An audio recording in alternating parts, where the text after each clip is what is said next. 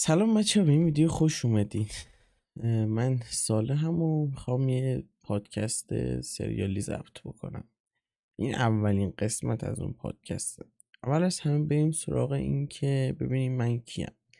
من صالحم، متولد سال 1384 مرداد ماهش، 20 سالمه و رشته کامپیوترم درس میخونم و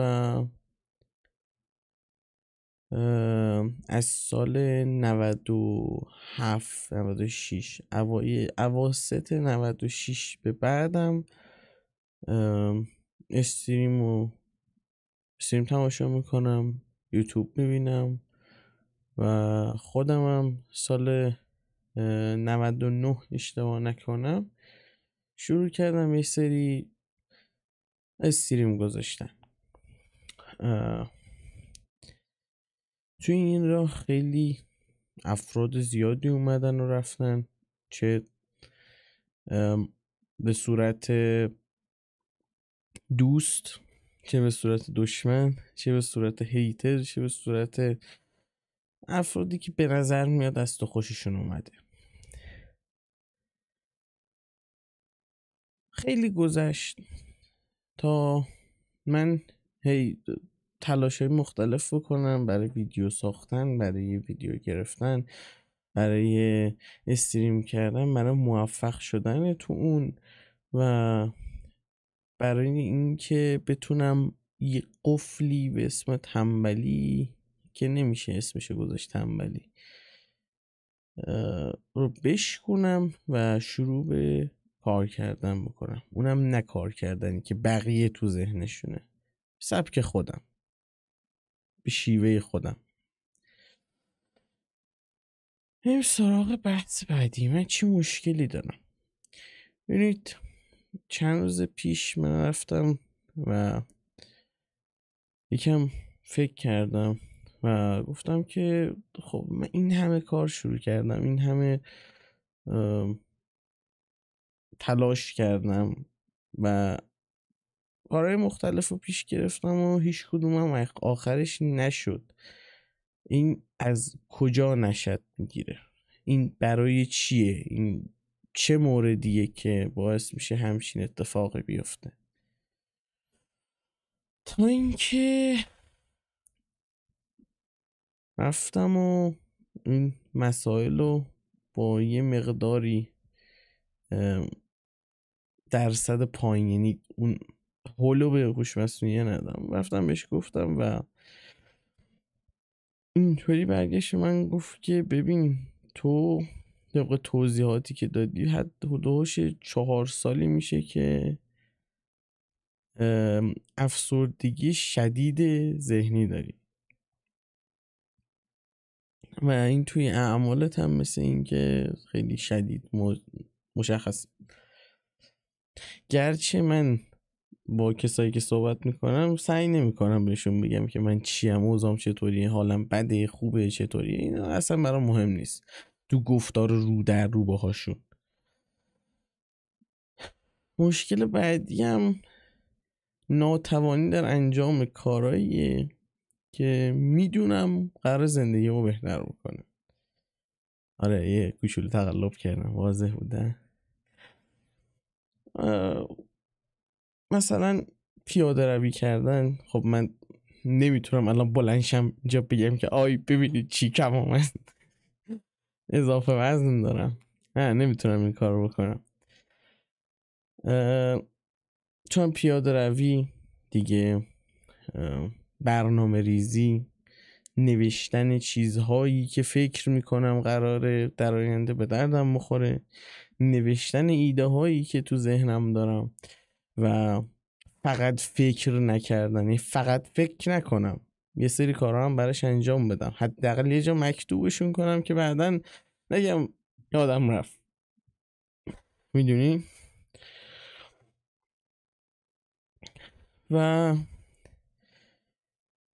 یه چیز دیگه ای هم که من خیلی دیدم اینه که من یه سری وسایل رو خیلی با این که میدونم بهشون احتیاج دارم تهیه میکنم و بعد از اون که تهیه کردم همون افسردگی، همون وضعیت خراب میاد سراغم و ازشون استفاده نمیکنم.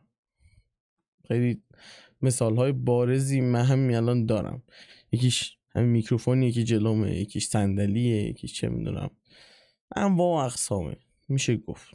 مثلا چه میدونم نشستم کلی بک‌گراند برای خودم درست کردم، بعد الان دارم فیس تو فیس ویدیو میگیرم بدون اینکه 99% معلوم باشه.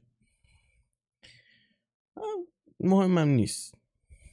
یعنی شما یه سری کارا میکنید بعدا میفهمید اشتباه کردید، یا یه سری وسایل میخرید بعدا میفهمید که اینا الان بهش احتیاج ندارید، یه موقع دیگه بهش شاید احتیاج دارید. از این دست مسائل. حالا من موضوع دیگه ای که دارم اینه که چه راه حل هایی برای این ماجرا دارم. یکیش همین گرفتن پادکسته. من دارم سعی میکنم یه کاری انجام بدم بالاخره.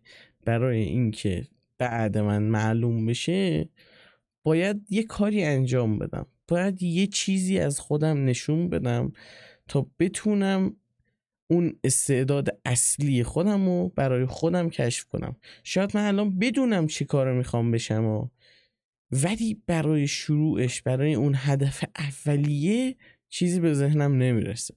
میدونم هدف آخرم چیه، شما مهم نیست که بدونین هدف آخرت چیه توی این وضعیت.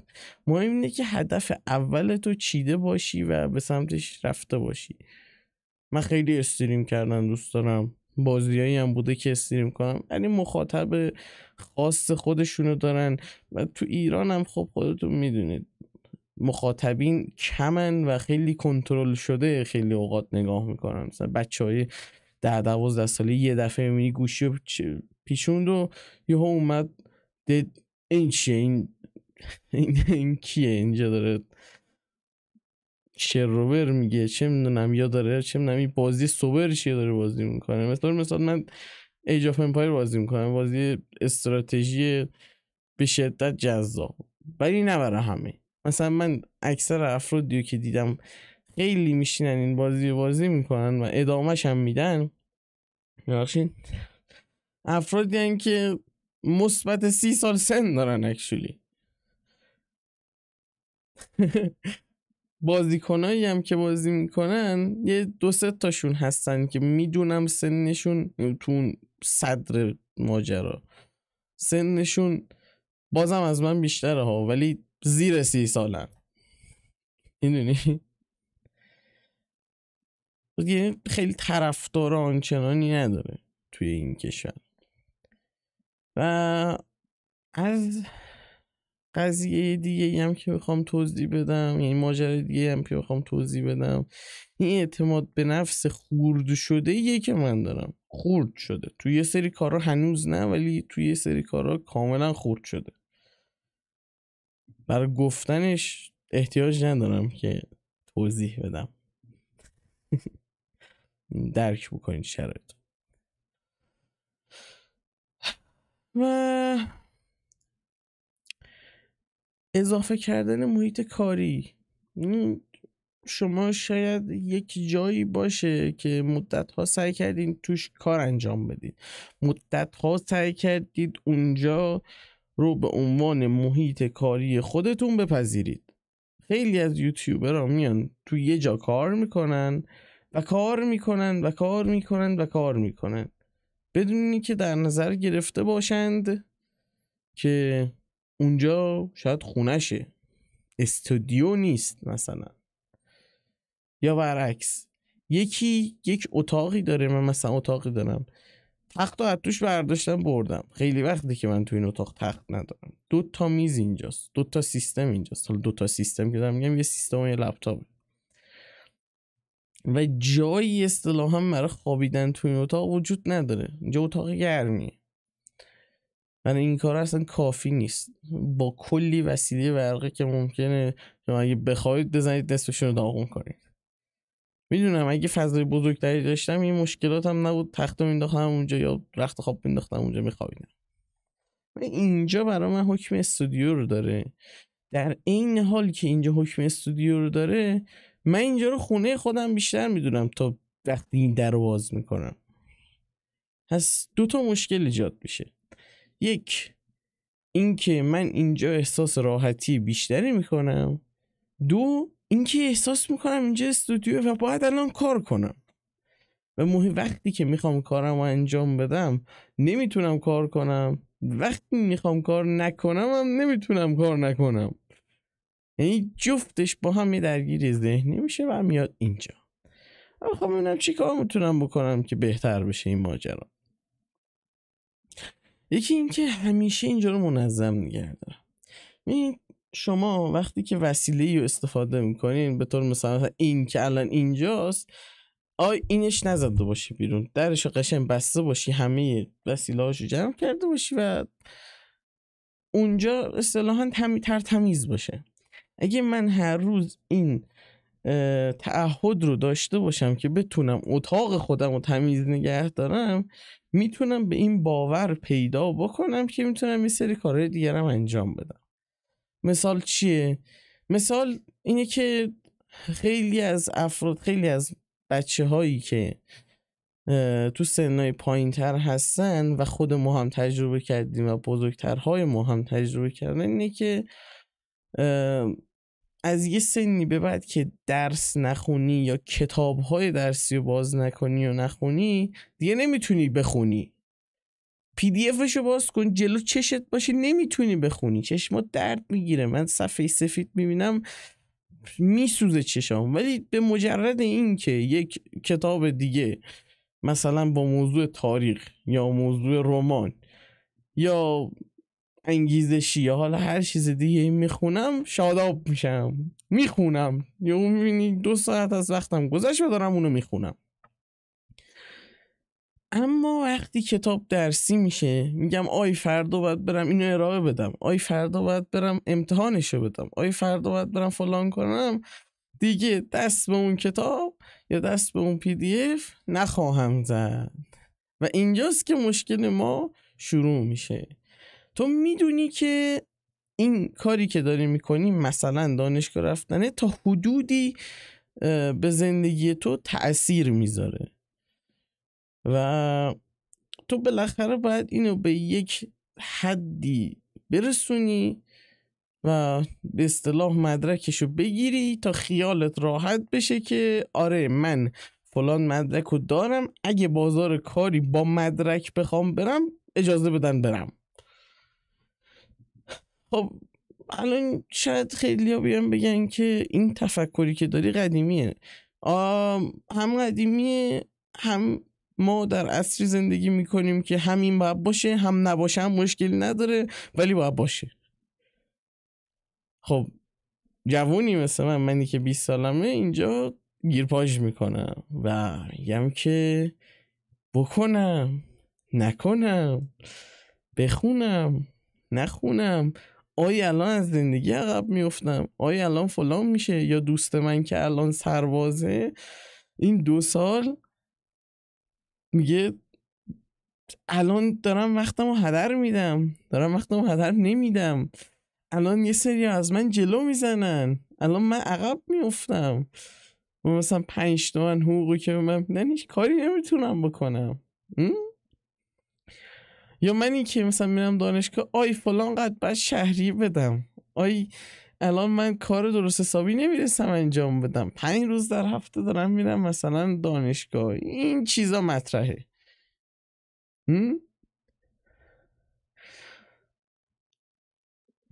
هر حال این بعدیه که میگه اگه مشکل دارم هیچ کاری انجام نمیدم، تو خیلی از ماها مخصوص خود من پررنگه.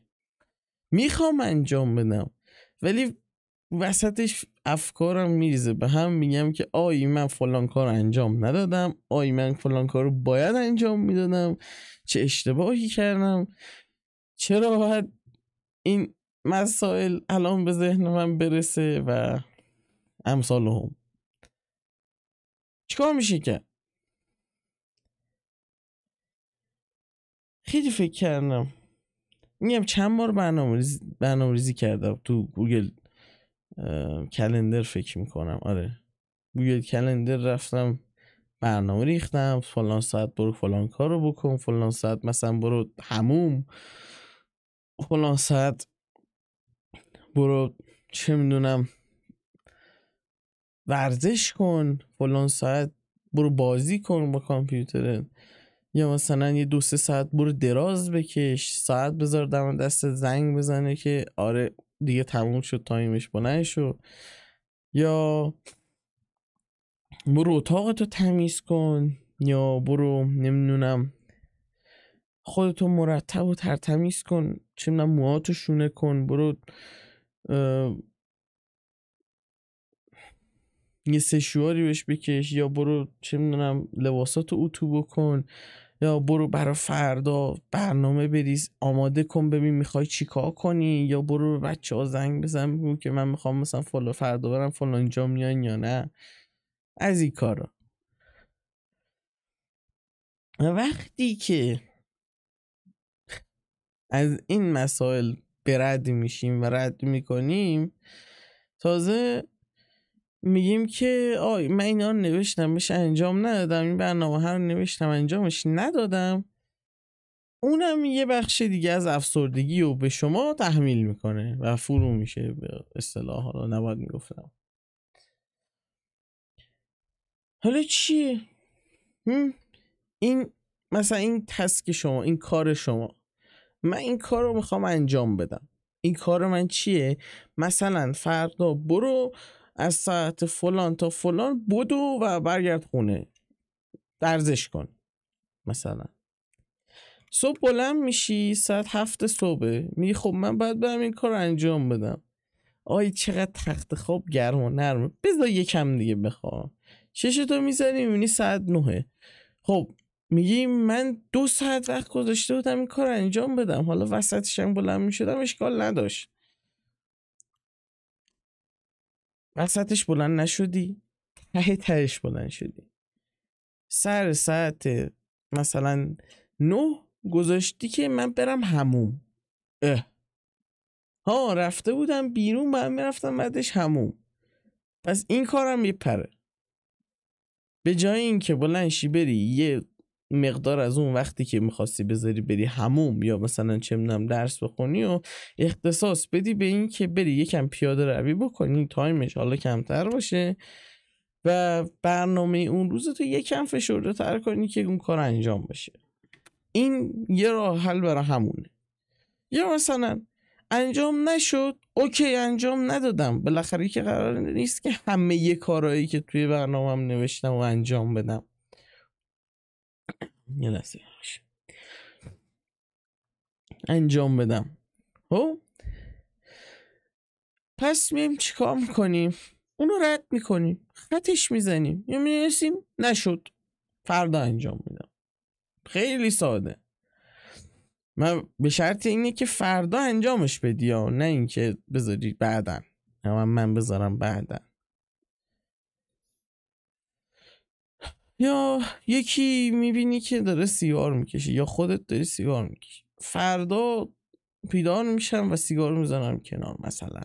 نه، کسی که داره سیگار میکشه نمیتونه همون سیگار رو فرداش بلند شه بذاره کنار، میتونه یه برنامه‌ای براش بنویسه که مثلا این هفته اینقدر، هفته بعد اینقدر، 2 هفته بعد اینقدر، یا مثلا تا 3 ماه دیگه بکنتش یه نخ در هفته و بعدش هم تمومش کنه. مثالی که میشه زن.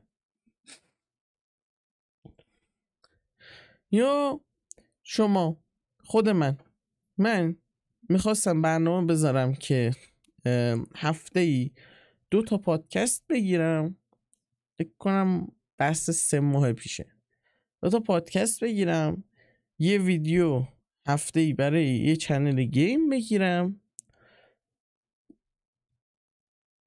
و ویدیوی ایج آف امپایر هم بذارم، یعنی 2 تا در اصل برای گیم.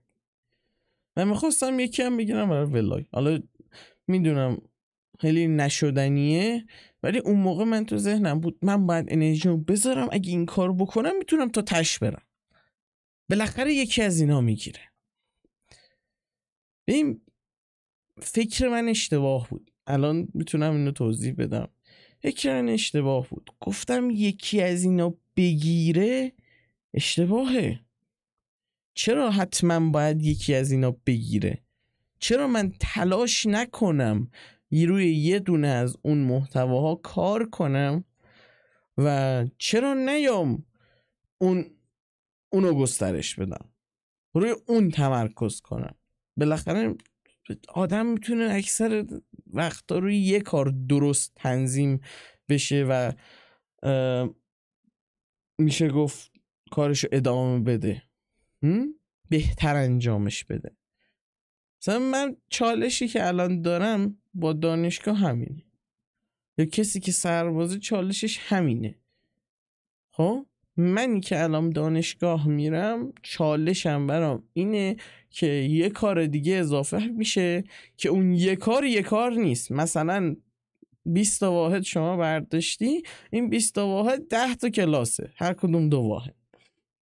یه قاعدتا بیشتره ها، حالا میدونم تعداد کلاس ها یا بیشتر یا کمتره، مثلا 3 واحدی میاد، 2 واحدی میاد، 1 واحدی میاد، میدونم نصف واحد این نصف واحد اون میاد، یا اصلا جزء واحد حساب نمیشه، مثل چه میدونم این دروسی که مجبورت میکنن حتما برداری. خیلی میدونن بچه هایی که همسن منن یا یکم سنشون بالاتره میدونن دارم چی میگم. این هست و میگه که من الان قراره 6 ساعت از روزمو بذارم برای هر کدوم از این موارد. یا یکم فکر کنیم 6 ساعت، یه روز 24 ساعته، 8 ساعتش من میخوابم، بعضا بیشتر یا کمتر، نمیدونم 2 ساعتش مثلا تو دستشوییم، نمیدونم 1 ساعتشو دارم، 3 ساعتشو دارم توی اینستا و چه میدونم یوتیوب و این فضای مجازی میگردم، یا دارم تو تلگرام با فلان کس چت میکنم. دیگه کی میرسم به مثلا ضبط کردن پادکستم، یا کی میرسم به نمیدونم ادیت کردن ویدیوم، یا کی میرسم به دویدن بیرون. آها همینه. شما میخوای یه کاریم توش متمرکز بشی، باید یک برنامه بنویسی که از لحاظ خودت قابل انجام باشه. یعنی من این همه وقت که دارم برنامه مینویسم برای خودم و انجامش نمیدم، دارم به این نتیجه میرسم که خب یه سریشو دارم انجام میدم. اگه من بتونم کارهایی که میتونم انجام بدم و اونجا بنویسم و براشون هیچ بایدی تنظیم نکنم، اون کارا رو انجام میدم. ببین ما آدمیم، اگه زور بالا سرمون باشه یا انجام میدیم با کیفیت مناسب یا اصلا انجام نمیدیم. من از اونام که اگه زور بالا سرم باشه اصلا انجام نمیدم. خودمو میشناسم خودمو دیگه، شما فرض کنین که خودتونین، بالاخره باید خودتونو بشناسین. میدونم اگه کسی زور بالا سر من بذاره اصلا انجام نمیدم، یا انقدر بد انجام میدم که خودم هم راضی نیستم مثلا اونو به طرف تحویل بدم. گاهن مثلا چه میدونم مادری، برادری، پدری، کسی میاد به من میگه فلان کارو من انجام بده، اگه اون کار به دل من باشه درجه براش انجام میدم. اصلا به این نمیگم که وقت بعدن بیا و نه فلان کنم اینا. ای به دلم نباشه سعی میکنم یه وقتی براش بذارم که به دلم باشه، کار دیگه ای تو موقعیت نداشته باشم و بتونم سرگرم کاری که اونا از من خواستم بشم. یا اون مواقعی پیش میاد که شما یک وسیله داری، مثلا این پیچ و این مهره رو داری، این پیچ و مهره رو میخوای بزنی به دریل مثلا. مثال از این مزخرفتر نمیشد ولی من همین به ذهنم میومد، هست مشکلی نداره. خب اگه اون کارو الان شما تو ذهنت باشه که باید انجام بدی، چیز دیگه ای نباید اضافه کنی. آره من تو برنامه‌ام نوشتم فردا برو دوچرخه سواری مثلا از پیست چیتگر یه ساعتی وقت اجاره کن و با دوچرخه اونجا برو، یا دوچرخه خودتو وردار رایگان برو.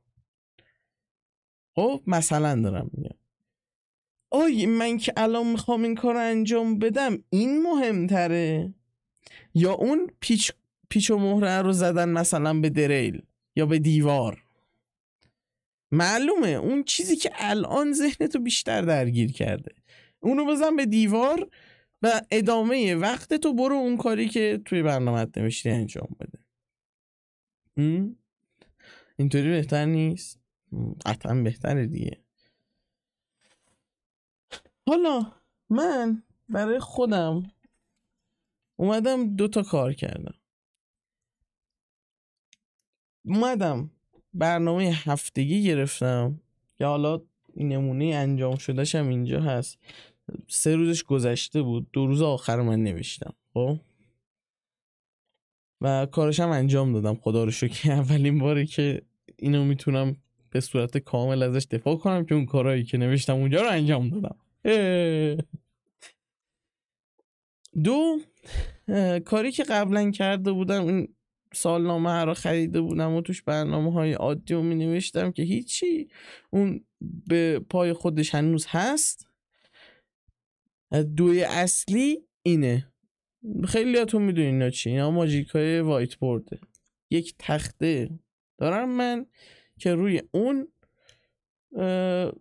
روزانه می نویسم که الان چی کار میخوام میکنم یا هدف من توی این هفته چیه. اولاش خیلی بهش اهمیت نمیدادم، می نوشتم یعنی سعیمو میکردم همش بنویسم، به انجام نمیدادم. تا اینکه یه اتفاقی افتاد، همه چی توی اتاق من شروع شد به تلمبار شدن روی هم دیگه. هی آشغال اومد، وسیله اومد، نهار خوردم اینجا. گفتم من اینجا رو هم خونم میدونم هم استودیو.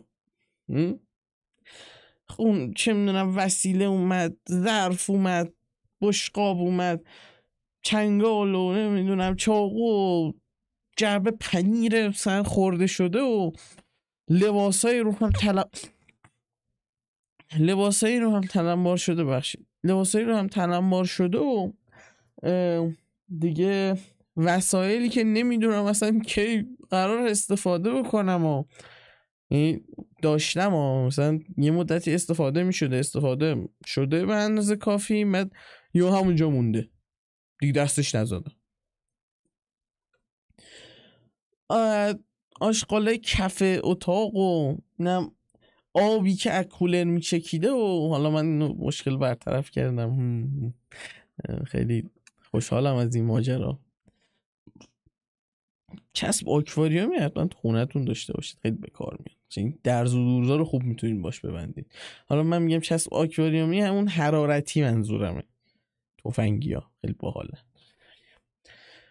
یا لباسایی کثیف میکردم همونجا در ببردم، بلند میشدم میرفتم همون. خونه ما کوچیکه و این چیزا توش خیلی عادیه. یا دمپایی من داشتم قبل از خواب اینجا ول میکردم میرفتم، بعد صبح که بلند میشدم دمپاییم نیست. بعد وسط یک جلی از لباس دنبالش میگشتم که پیداش میکردم. یه خورده نشستم با خودم فکر کردم، گفتم من دارم با زندگیم چی کار میکنم؟ چندین بار اتاقه رو هی تمیز کردم، برنامه نوشتم، رو برنامه 1-2 هفته کار کردم، بعد مثلا یه مسافرتی شده، یه چیزی شده ول کردم. یا مثلا رژیم گرفتم، قشنگ 7-8 کیلو کم کردم، بعد یه ماجرایی میاد بالا سر من، یه چیزی ذهنمو درگیر میکنه و دیگه تموم شد. من باید بشینم به اون فکر کنم دیگه تمومه، دیگه من بر نمیگرد و دیگه اون وضعیت درست نمیشه و من زندگیم خراب و فلان و اینا پیش میاد دیگه. برای همه هم پیش میاد، من تنها نیستم، میدونم هم اینطوریه. ولی یه سریا ارادهشون برای اینکه این چیزها رو به یه ورشون بگیرن بیشتره، تو خودشون میریزن و یه وقتی هم براش تعیین میکنن که اینو بریزن بیرون. میدونن یه وقت از سال خیلی اوضاعشون خرابه، خب میدونن که هر چند وقت یه بار میاد بالا سرشون، میدونن اینو کی باید بروز بدن. این خیلی مهمه. من دنبال اینم که به همچین چیزی برسم. تا الان نتونستم، ولی تو این پادکست سریالی که الان من دارم قسمت اولشو میگیرم، دارم سعی میکنم که دونه دونه با هم دیگه بریم جلو و این مشکلات رو حل کنیم. خیلی ایده خوبیه به نظرم. حالا شما هم میتونین این پایین کامنت بذارین، لایک هم بکنین، ممنون میشم و سابسکرایب هم که اگه نکنین من ناراحت میشم. خب بگذاریم. سعی میکنم همه این موارد رو خودم بهتر کنم، آسه آسه، کوچیک کوچیک، کم به کم و یه ذره پیش میریم تا ببینیم به کجا میرسیم. ماجرای دیگه ای که ما داریم اینه که خیلیامون انقدر کمالگرا هستیم، خودم هم اولین نفر مثال میزنم، انقدر کمالگرا هستیم که میخوایم همه چیز پرفکت بی‌نظیر و درجه 1 باشه. مثلا چی؟ مثلا من این عطر رو دارم، میخوام این عطر رو اینطوری بردارم، پیس به خودم بزنم، بگم این عطر بهترین عطر. خب یه سریا انقدر برای این چیزا هزینه میکنن که به اون پرفکشنیزمش برسن، به اون بهترین چیز موجود برسن که خراب میکنن. من 1 سال، نه 1 سال بیشتر، 2 سال پشت سر هم هی ویدیو میساختم، هی ویدیو میگرفتم، مینداختمش دور. الان 1 ترابایت از حجم هارد 4 ترابایتی که من گرفتم فقط صرف این شده که من رکورد گرفتم، من انداختمش اونور. یه بخش از سیستممو اشغال کرده و دلم هم نمیاد بریزمش دور. به این فکر میکنم که آره یه روز میتونم از اینا استفاده بکنم، ولی کو؟ ویدیو مال 2 سال پیشه، من از این چه استفاده ای میتونم بکنم؟ هیچ. برای استفاده کردن ضعیفه. میدونی؟ دیگه اون موقع که اینقدر انتظارم بالا بود از خودم که میتونم فلان چیز رو به بهترین نحو ممکن انجام بدم و انجام ندادم، رو ذهن من تأثیر گذاشته و من رو از کارم عقب نگه داشته.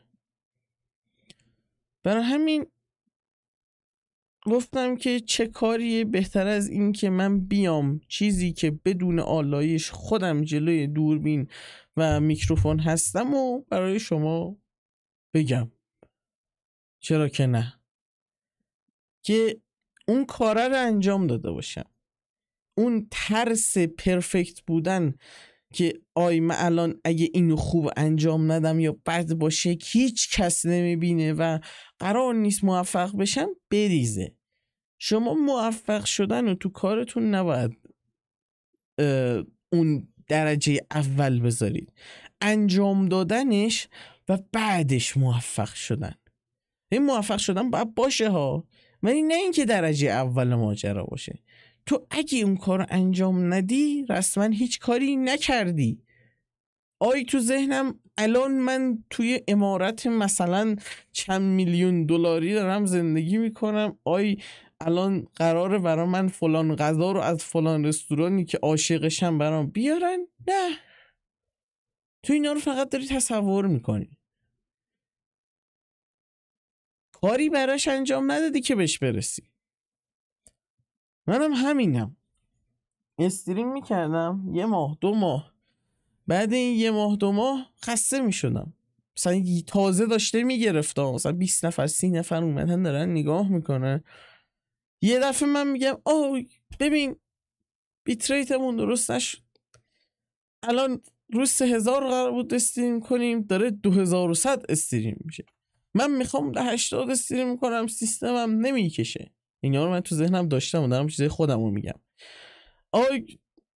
اون بازخوردی که من انتظار داشتم و نداشته. خیلی ها همینن. برید الان آدمای ما خیلی موفق رو ببینید، یه سری ویدیو میسازن، اون چیزی که مورد انتظارشونه رو بهشون نمیده، خب بعد دست میکشن از انجامش، با اینکه خودشون عاشق اون کاری هن که درست کردن.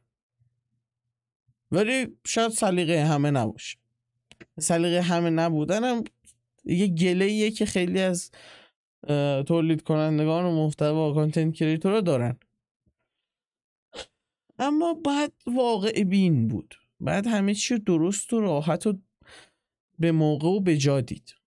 من همه اینا رو استفاده میکنم تا کلمه بعدی بیاد بزن.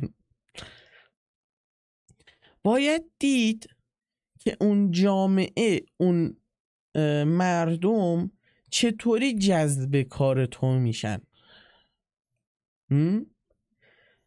مثلا تو داری یک ویدیو درست میکنی گیمینگه، خب چه گیمی بودنش مهمه، چی کار توش انجام دادن مهمه، چطور ضبط کردنش مهمه، با چه کیفیتی گذاشتنش هم مهمه. اما بهونه اولیه رو داشته باشی و کار شروع کنی، همه اینا رو میذاره کنار. بهونه اول چیه؟ من میخوام یک ویدیو بگیرم مثلا برای Call of Duty Warzone. تا نگیری، تا پابلیشش نکنی کاری انجام ندادی. کما اینکه تو اولی، دومی، سومی، چهارمی، پنجمی، ششمی، هفتمی الی آخر میذاری و ویو نمیخوره، ولی یهو میبینی مثلا 1000 تا گذاشتی، 1001میش یه دفعه وایرال میشه، یه دفعه ویو میخوره. این همون چیزیه که شخص بالاخره زحمت کارشو، اون مزد کارشو داره دریافت میکنه. پس من اگه به عنوان یک کانتنت کریتور، اگه به عنوان یک تولید کننده محتوا، اگه به عنوان یک کسی که مشکلی داره و میخواد مشکلشو با بقیه در میون بذاره کاری نکنم، به هیچ چیز نمیرسم. ببین شروع کنیم با یه چیزی که ساخته شده. خب یه گوشی.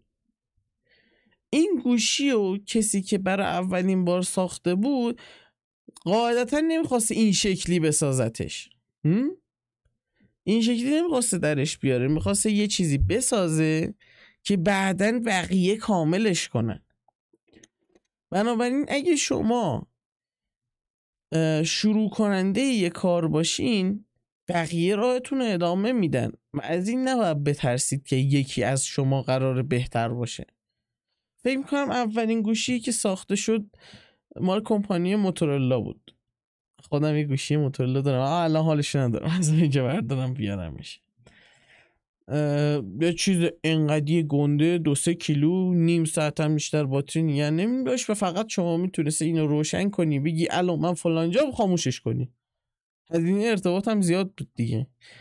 ولی همون شخص هم میدونست که این قراره یک انقلاب باشه، این قراره یک چیزی رو شروع کنه و ما به یه همچین فرم فکتوری برسیم. یه پورت شارژ بیاد بزنی، همه چی وایرلس، همه چی تو دست، همه چی راضی کننده. حالا میدونم هنوز به اون بلوغی که مردم میخوان نرسیده ها، ولی تا حدودی اون نردای تکنولوژی و اون دوستداران سخت افزار از جمله خودم اون قلقلک داده. و همیشه اینو یادتون باشه، با اینکه بهترین چیزها رو شاید تو اون لحظه نتونید داشته باشید، ولی همون بهترینا با یه چند سال فاصله با قیمت پایینتر میاد دم دستتون. و چرا نگیرم؟ خود من تجربه‌ای که از این ماجرا دارم خرید گرافیکم بود. من از اون آدمایی بودم که میخواستم همیشه همه چی نو داشته باشم، همه چی نو بهترینش رو داشته باشم اینا. تا اینکه رسیدیم به زمانی که من گفتم من با فلان قدر پولی که در اختیار دارم نمیتونم برم یه گرافیک نو بخرم. چیکار کردم؟ گفتم من پرچمدار میخوام. الان تنها پرچمداری که میتونم بخرم چیه با 15 میلیون مثلا؟ من میگم 15 و 600. رفتم آریکس 6900 XT رو خریدم. با اینکه میدونستم سی پی یو اونقدری که باید خوب نیست، ولی این مشکل رو با چی حل کردم؟ رفتم یه مانیتور بهتر گرفتم که باتلنک رو تا حدود زیادی کم بکنه. مانیتور 2K گرفتم، یه فشار بیفته روی گرافیک بیشتر و الان راضیم. یه سری مشکلات داشت، یه سری باگا داشت، یه سری چیزهای مختلف داشت، ولی میدونم چیزی که گرفتم نو خیلی تمیز و خوب بود. خودم نشستم تک تک تمیز کردم، خمیر سیلیکون عوض کردم، گرافیک رو نمیگم، مثلا سیستممو دارم میگم.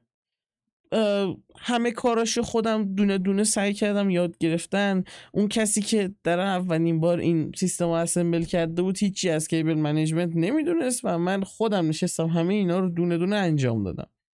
ویدیوهای مثلا پی سی ماد رو ببین، ویدیوهای چه میدونم اگزو گیم رو ببین، هر کدوم دونه دونه پیش رفتم. لاینس افراد مختلف، افرادی که دیدم دارن این کار رو میکنن،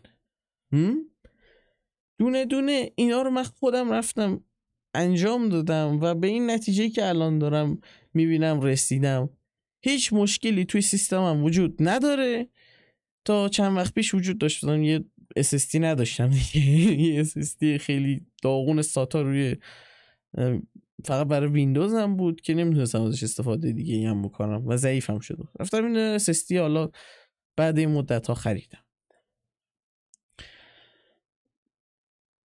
و به هر حال دستتون میرسه. حالا میتونید اون علاقه رو نگه دارید و بهش برسید، یا میتونید چند سال دیگه صبر کنید با یه ظاهر بهتری به صورت میان رده میاد دستتون، یا میتونید تلاش بیشتری بکنید تا اون ته ماکسیموم رو داشته باشید. گرچه من اینو بگم که هر وقت شما احتیاجی پیدا کردید بخرید. اگه احتیاجی بهش ندارید اون اضافیه، اون اضافی بودن خوب نیست. شما چیز اضافه تر داشته باشید بعدن اون توقعتون از زندگی میره بالا، میرید زیر قرض، میرید زیر بدهی، هی مغزتون به این سمت میره که من الان باید اینو داشته باشم، من باید 17 پرو مکس رو داشته باشم ولا غیر. گرچه مثلا تو اون 100 تومن 110 تومن داری، میتونم برم S24 اولترا S25 اولترا بخرم، چرا نخرم؟ همونه، تقریبا همونه، خیلی خوبه. مثلا چه میدونم یه سری چیزایی که من لازم دارم و در اختیارم میذاره. اون که 100 تومن گرون داره رو نرم بخرم مثلا، دارم میگم. حالا من پولم به هیچ کدوم از اینا نمیرسه، بماند که خودم مجبور شدم یه چند وقت پیش یه گوشه ایرانی بگیرم، ولی ازش راضیم و گفتنش هم نمیترسم. تا چند وقت پیشم میترسیدم البته. یا مثلا من رفتم تو مترو این خودکار رو خریدم، این خودکار پاک کنه. قبلا احتمالاً دیدید خیلی میفروختن، یه زمانی خیلی هم گرونتر میفروختن. بعد چند ساله که اومد اینو توی مترو من فروخت 5000 تومان به همون قیمت 3-4 سال پیشی که من خریده بخواستم بخرم 5000 تومان و پولشو نداشتم مثلا.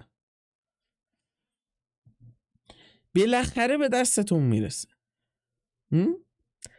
بعد به اینم باور داشته باشید که اگه علاقه دارید این علاقه واقعیه و قراره بهتون اون ماجرا داده بشه یا خودتون به دستش بیارید. که خودتون به دست بیارید قاعدتا بهتره. بله، حالا میخوام آخرین موضوع راجبش صحبت کنم بچه ها. نظم چه تأثیری به زندگی ما میذاره؟ نظم میتونه این تأثیر رو بذاره که ما کارهامونو سازماندهی کنیم، ترتمیزتر انجام بدیم و به اون ایده بهترین بودن، پرفکت بودنش نزدیکتر بشیم، نه اینکه حتما به دستش بیاریم. من میخوام مثال بزنم. من میخواستم ادیت چی میگن، ادیت پریمیر قشنگ یاد بگیرم. تا یه حدودی رفتم یاد گرفتم، ولی دیدم که آره سیستم من AMDه و نمیتونم پرفکت باهاش اون کارایی که میخوام توی پریمیر انجام بدم. یه مدتی رفتم توی کما دیگه. کما منظورم سربازا خیلی بیشتر از من میفهمن. کما میزنی مثلا 1 ساعت قبل از ماجرا کما میزنی، فردا قراره برم چه میدونم دوباره پادگان، بعد 1 هفته 2 هفته که مرخصی بودم مثلا دارم کما زده بودم، یه چند وقت 1 ماهی هیچ کاری انجام ندادم. بعد این ور اون ور شروع کردم گشتن در مورد جایگزینش. قبل از اون شنیده بودم که یه داوینچی هست که فیلم‌های سینمایی رو باش دارن ادیت میزنن، هم ادیت میزنن، هم اصلاح رنگ میکنن، هم انواع هم. و چیزی که پیدا کردم اینه که این خیلی با AMD مچه. پس یه برنامه منظمی براش چیدم و تقریبا میشه گفت هفته‌ای 4 تا ویدیو راجع به این ماجرا نگاه میکردم و اون 4 تا رو تمرین میکردم با همون ویدیو آشغالیایی که به دردم نمیخوردن، ولی اونجا به درد خوردن. میخواستم به این برسم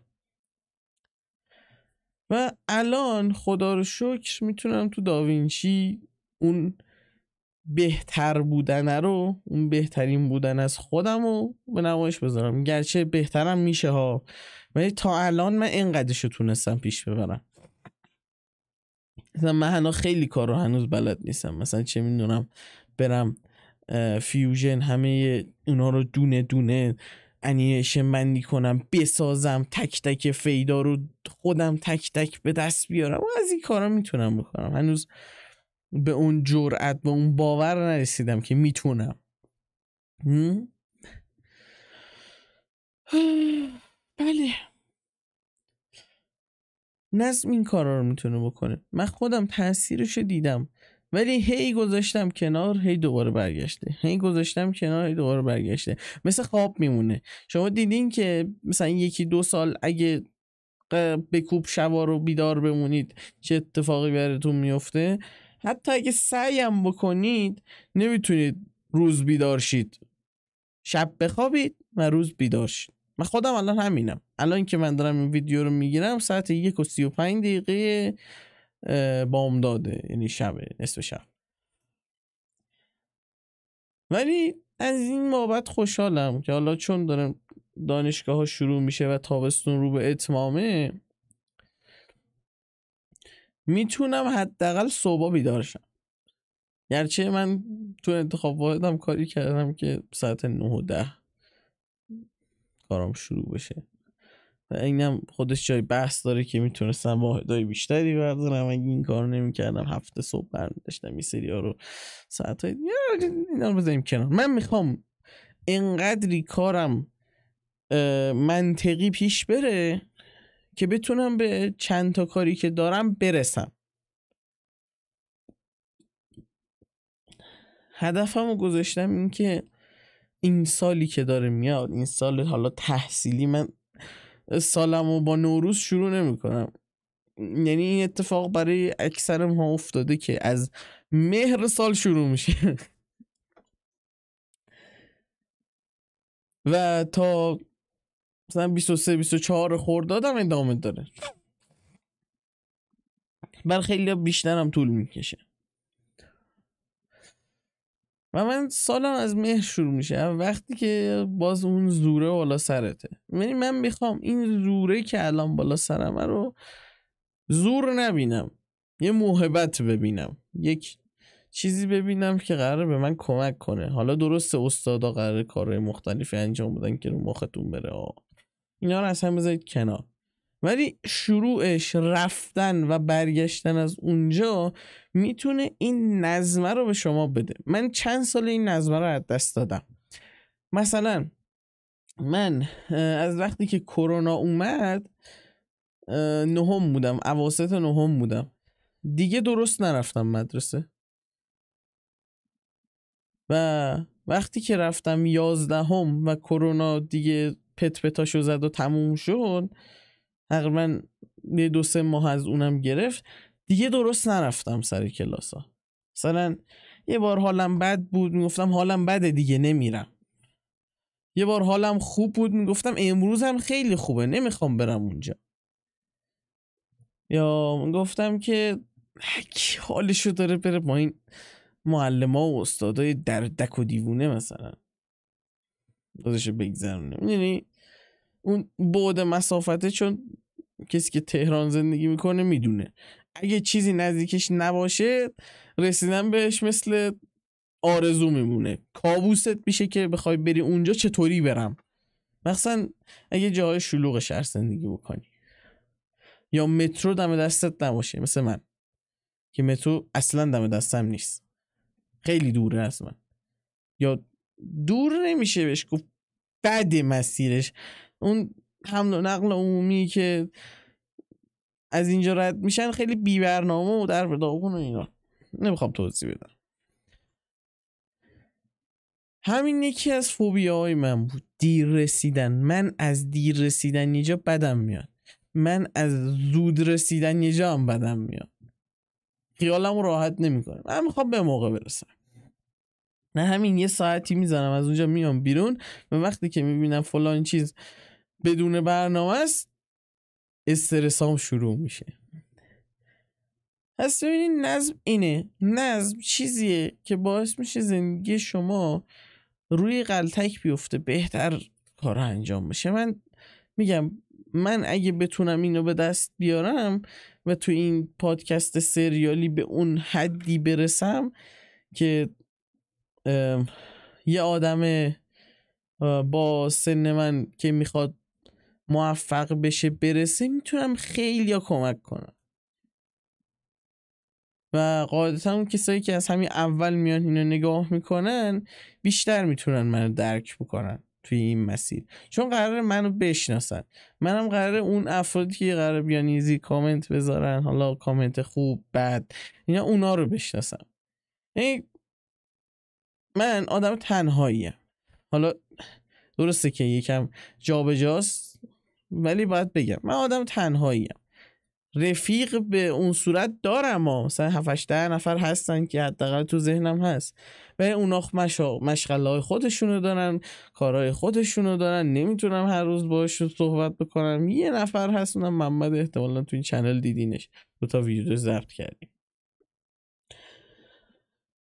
و اون بحران شخصیتی که من قراره با یکی غیر از خانواده شروع کنم صحبت کردن که منو بهتر درک کنه، خودشو بتونه جای من بذاره، رو ندارم. همین اومدم از شما کمک بگیرم. این خانواده نمیتونن اونطوری که باید شما رو درک بکنن، چون شما رو میشناسن و این شناختن اون شخص کافی نیست، فقط میشناسنتون، نمیتونن احساسات شما رو خیلی با دقت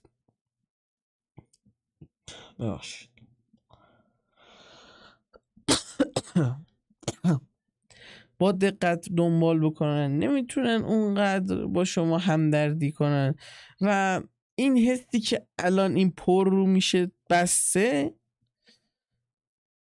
تو ذهنشون قراره رشد بکنه. اون کمکه، اون چیزی که باید باشه نیست. ببینید کسی که میره ازدواج میکنه، اون شخصی که تا آخر قراره بهش کمک بکنه رو انتخاب میکنه. خب یعنی شما به اون وابسته میشید و اون به شما، ولی بچه هاتون به شما دوتا وابسته هستن، ولی اون چیزی که میخوان و شما نمیتونین بهشون بدین. در اون صورت شما میتونین فقط یک جرقه ای تو ذهن طرف بزنین، اون بچه بزنین که مثلا قراره بزرگتر که شدی مثلا یه همچین شخصی بیاد، ولی تا وقتی اون شخص بیاد شما احتیاج به افراد دیگری هم دارید. من دوست ندارم توی کتابی حرف بزنم ولی دست خودم نیست. خیلی خب دوستان، دیگه به مرز 1 ساعت رسیدیم و من نمیخوام بیشتر از این ادامهش بدم، اما در اپیزودهای بعدی قراره که سفره دلمون بیشتر بندازم این زیر و قراره که تیکه به تیکه پیش بریم جلو و من بهتری رو تماشا کنیم. تا درودی دیگر بدرود.